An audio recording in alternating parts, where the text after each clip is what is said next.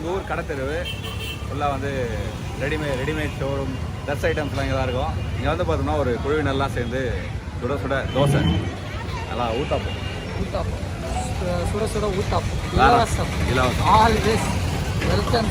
Always welcome யூன்ற மாதிரி எல்லாருக்கும் பொழுது இருந்துருக்காங்க ஃபுல்லாக.